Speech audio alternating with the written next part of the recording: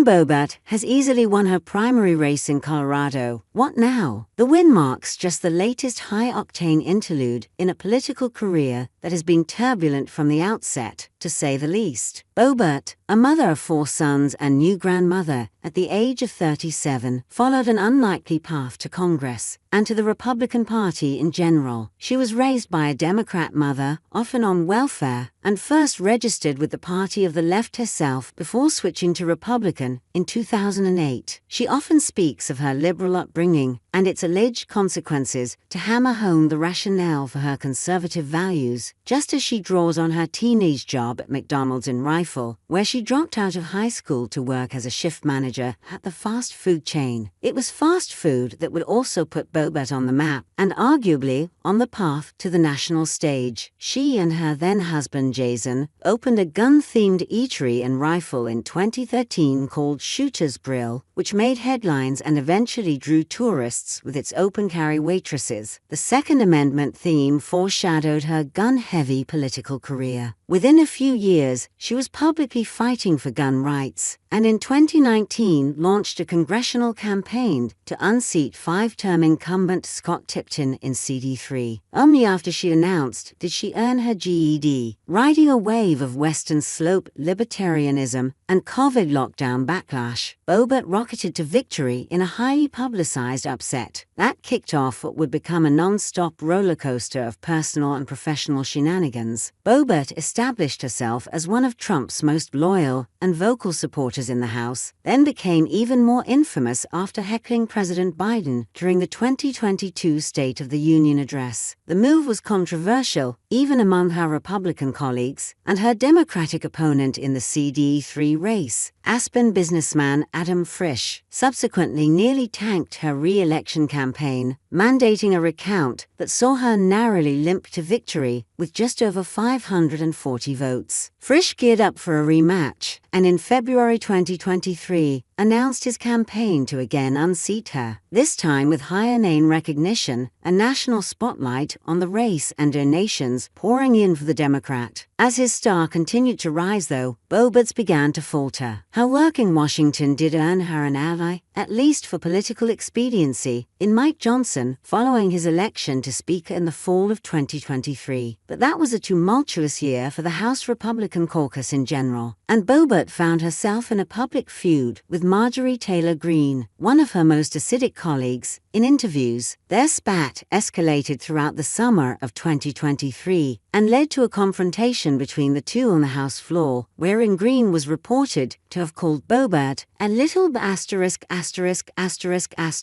Elsewhere, Boebert filed for divorce in May 2023, and by September had encountered one of the biggest stumbling blocks of her career. The sitting representative was filmed vaping and misbehaving in a lewd manner with a date at a Denver theater, resulting in her ejection. That act of public exposure, which earned the congresswoman chants of Beetlejuice, referring to the show from which she was removed, that followed her through the campaign. The theater stuff was bad, one Boebert campaign official acknowledged on Tuesday, but you saw that afterwards. She showed voters she was contrite. She knew she had messed up. Her aides and allies portrayed her as more than just the controversy she gets herself into. As that campaign official described it, they painted a picture of a young, driven campaigner who had aggressively pursued voters in her new district. They pointed to her frequent appearances at campaign stops and candidate forums, including in the much-neglected Eastern Plains. One senior Boebert ally said that the absence of her predecessor, retiring Rep. Ken Buck, had helped her in those counties, and they rejected the idea that those negative headlines, which seemed to constantly surround her, would drag down her or the GOP. In November, campaign officials pointed to her sound margin of victory, with the congresswoman taking more than 40% of the vote, as evidence. Look, a lot of people thought we were going to come into the district and expect a coronation, a senior Boebert campaign source told The Independent after her victory. And we didn't. I don't think you can pin this to just it was never a one-on-one fight. They continued. Of her competitors, we didn't give them any oxygen. We didn't let any of them break out.